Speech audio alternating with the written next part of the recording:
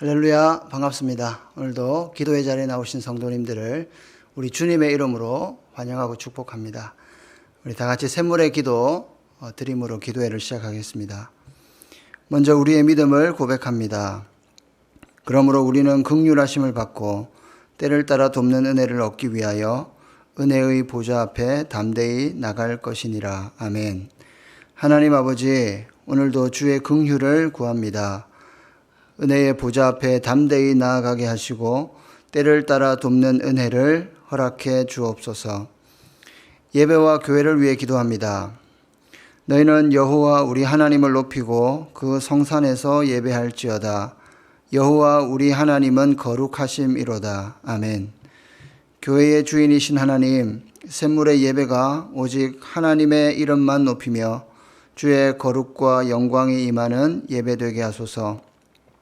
성도들이 삶의 중심에 교회를 새기고 교회를 통해 영적 성장과 삶의 회복이 이루어지며 영혼 구원의 역사가 일어나게 하소서. 목장을 위해 기도합니다. 모이기를 피하는 어떤 사람들의 습관과 같이 하지 말고 오직 권하여 그날이 가까움을 볼수록 더욱 그리하자. 아멘. 하나님 아버지, 온라인을 통해 모일 수 있게 하시니 감사합니다. 모일 때마다 풍성한 은혜를 공급해 주시고 사랑과 선행을 격려하며 서로를 세밀하게 살피고 돌보아 사람을 남기는 목장이 되게 하소서. 다음 세대를 위해 기도합니다. 여호와를 경외하는 것이 지혜의 근본이요 거룩하신 자를 아는 것이 명철이니라. 아멘. 우리 샘물의 자녀들이 무엇보다 하나님을 경외하는 자녀들이 되게 하시고 세상을 이끌어갈 지혜와 명철을 주옵소서. 교회를 사랑하며 교회 공동체 중심에 견실한 신앙을 갖게 하시고 교회가 아름답게 세워지도록 우리 자녀들을 들어서 주옵소서. 나라와 선교를 위해 기도합니다. 나라는 여호와의 것이요 여호와는 모든 나라의 주제심이로다. 아멘. 하나님 아버지, 이 나라를 주의 손으로 붙들어 주시고 하나님의 공의와 정의가 강물같이 흐르게 하소서. 하나님의 나라가 여기 임하셔서 이 백성 주의 것 되게 하소서. 속히 코로나로부터 벗어나게 하시고 선교사님들의 건강과 사역을 지키시고 열매 맺게 하소서. 샘물 섬김 사역을 위해 기도합니다. 내 구제함을 은밀하게 하라. 은밀한 중에 보시는 너의 아버지께서 갚으시리라. 아멘. 고아와 과부를 돌보시는 하나님, 자립준비 청년과 장애인, 노숙인과 일용 근로자들을 기억하여 주시고 지극히 작은 자에게 한 것이 우리 주님께 한 일임을 기억하게 하옵소서. 섬김 사역을 통해 하나님 나라가 확장되는 은혜가 있게 하옵소서. 오늘도 샘물 성도의 하루를 지키시고 주의 뜻대로 인도하여 주소서. 예수님의 이름으로 기도합니다. 아멘. 오늘 함께 나눌 말씀은 로마서 15장 14절에서 21절 말씀입니다. 제가 봉독하겠습니다. 내 형제들아, 너희가 스스로 선함이 가득하고 모든 지식이 차서 능히 서로 권하는 자임을 나도 확신하노라. 그러나 내가 너희로 다시 생각나게 하려고 하나님께서 내게 주신 은혜로 말미암아 더욱 담대히 대략 너희에게 썼노니 이 은혜는 곧 나로 이방인을 위하여 그리스도 예수의 일꾼이 되어 하나님의 복음의 제사장 직분을 하게 하사 이방인을 제물로 드리는 것이 성령 안에서 거룩하게 되어 받으실 만하게 하려 하심이라. 그러므로 내가 그리스도 예수 안에서 하나님의 일에 대하여 자랑하는 것이 있거니와 그리스도께서 이방인들을 순종하게 하기 위하여 나를 통하여 역사하신 것 외에는 내가 감히 말하지 아니하노라. 그 일은 말과 행위로 표적과 기사의 능력으로 성령의 능력으로 이루어졌으며 그리하여 내가 예루살렘으로부터 두루 행하여 일루리곤까지 그리스도의 복음을 편만하게 전하였노라. 또 내가 그리스도의 이름을 부르는 곳에는 복음을 전하지 않기를 힘썼노니 이는 남의 터 위에 건축하지 아니하려 함이라. 기록된 바 주의 소식을 받지 못한 자들이 볼 것이요 듣지 못한 자들이 깨달으리라 함과 같으니라. 아멘. 오늘은 편한 신앙생활은 애초에 없습니다. 이 제목으로 하나님 말씀 전하겠습니다. 바울은 청소년 시절에 다소에서 예루살렘으로 유학을 갈 정도로 그 당시 배경으로 볼 때, 그 당시 사회적으로 볼 때 굉장히 출세한 사람이라고 볼 수 있습니다.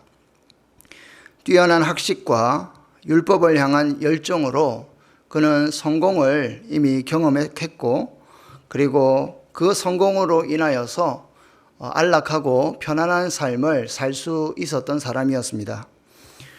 그러나 그는 유대인의 율법학자가 아닌 이방인을 위한 사도가 되었습니다.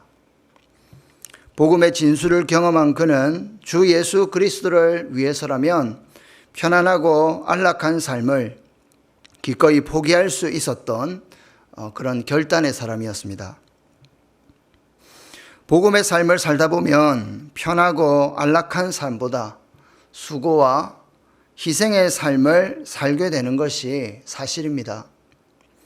그래서 사실 편한 신앙생활은 애초에 없습니다. 오늘날 우리의 신앙하는 동기를 한번 생각해 봅시다.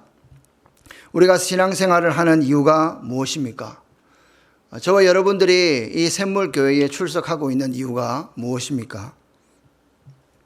여러분들은 어떨지 모르겠지만 솔직히 제 자신을 보면 수고와 희생이 있는 사역보다 편안하고 안락한 사역을 선호하는 모습이 어느샌가 제 마음속에 자리 잡고 있는 것 같습니다.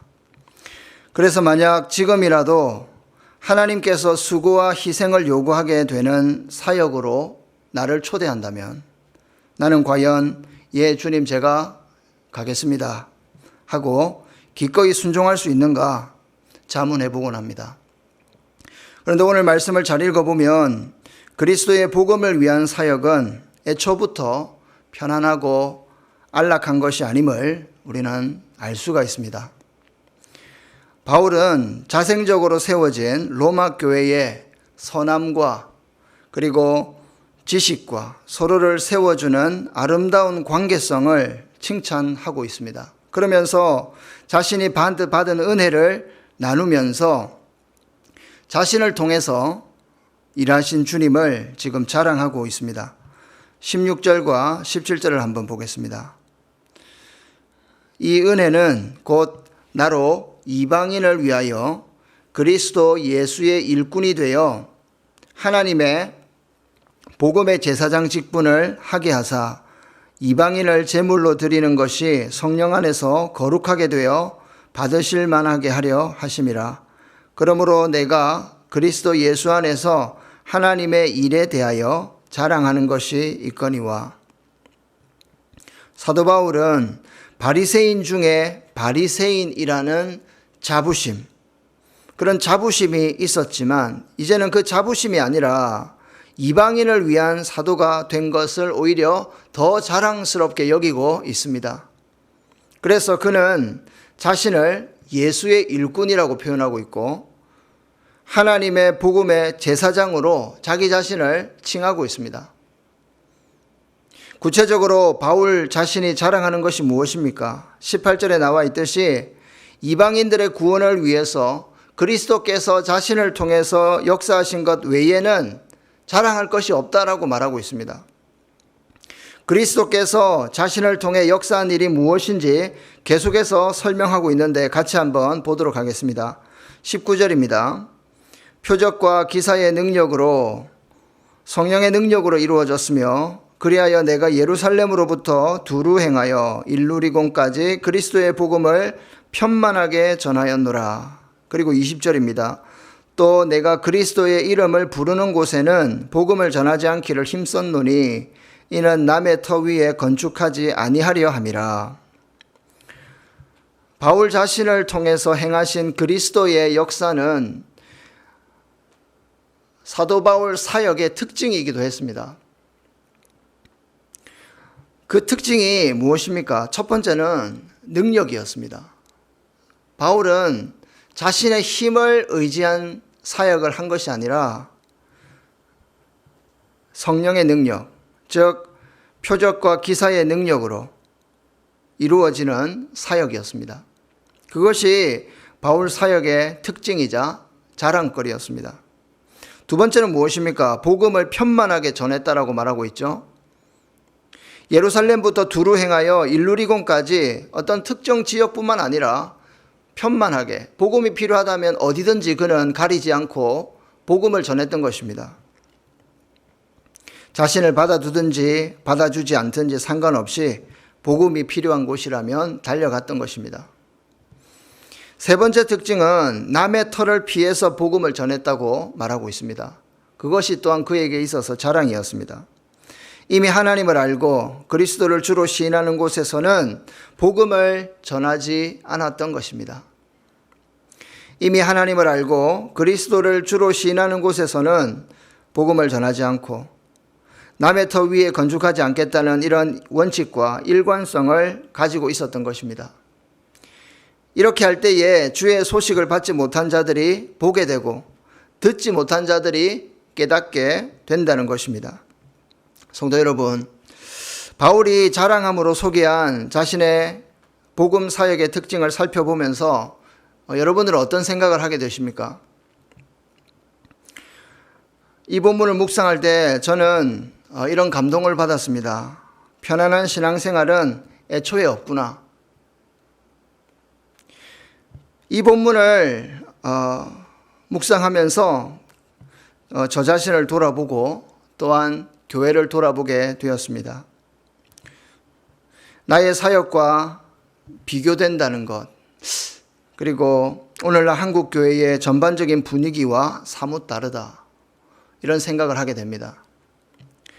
여러분, 하나님의 능력은 그냥 나타나지 않습니다. 눈물의 기도가 있어야 하고 낮아짐과 섬김이 있고 희생이 있는 곳에 성령의 능력이 나타나는 것입니다. 예수의 일꾼 아무나 할 수 없습니다.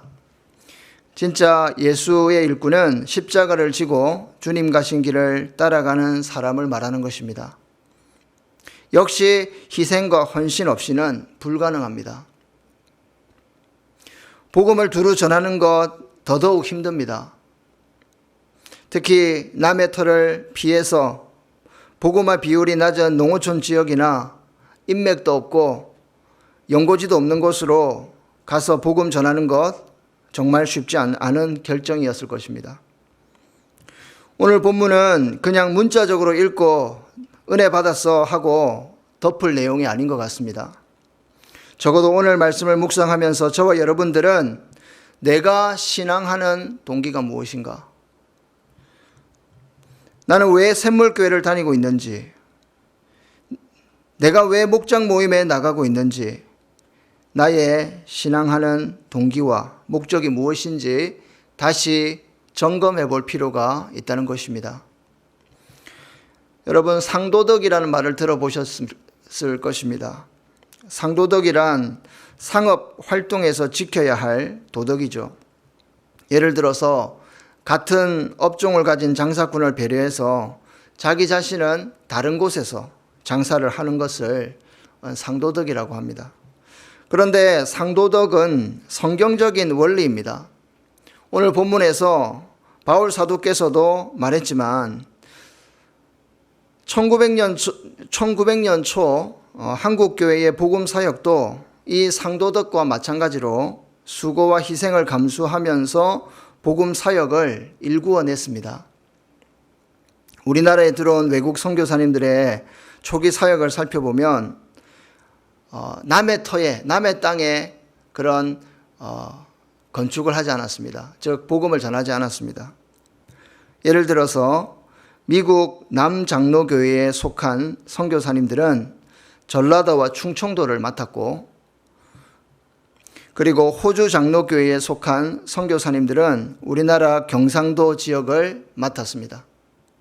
그리고 캐나다 장로교회에 속한 선교사님들은 원산과 동해안 지방 맡았고요. 그리고 미국 북장로교회는 서울과 평양 그리고 의주 지역을 담당하면서 복음을 전했던 것입니다.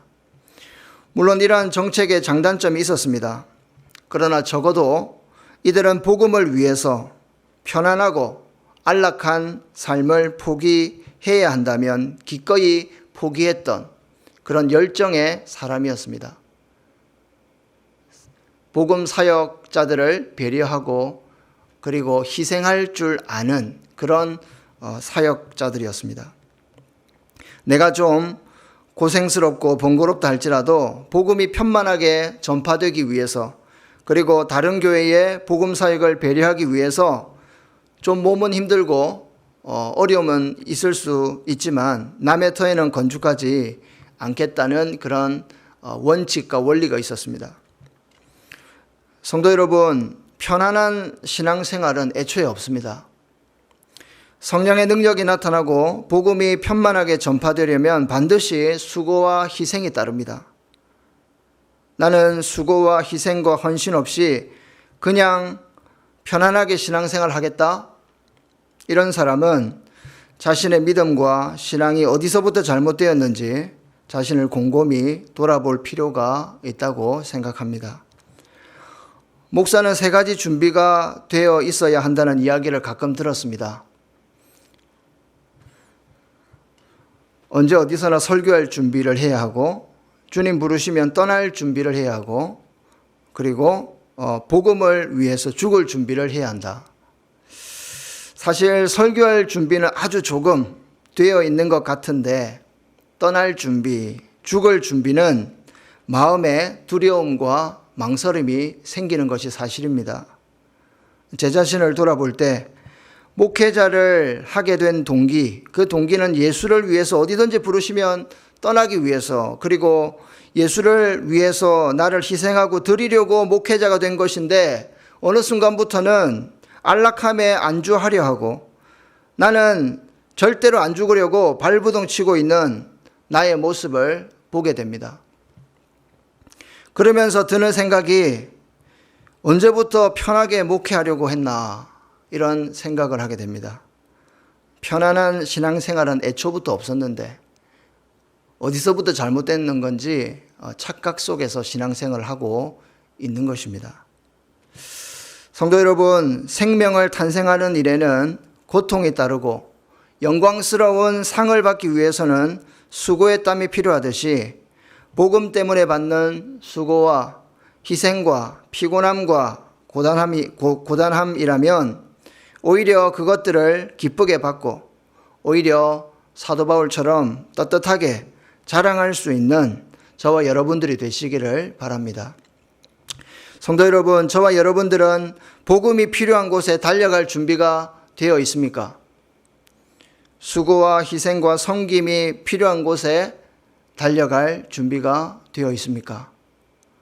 오늘 하루 살아갈 때에 이 질문을 자신에게 던지면서 다시 한번 복음을 위해서 우리의 삶을 온전히 드리고 헌신할 수 있기를 우리 주님의 이름으로 축원드립니다. 오늘 하루도 믿음으로 승리하시고 또 기도 가운데 승리하시기를 바랍니다.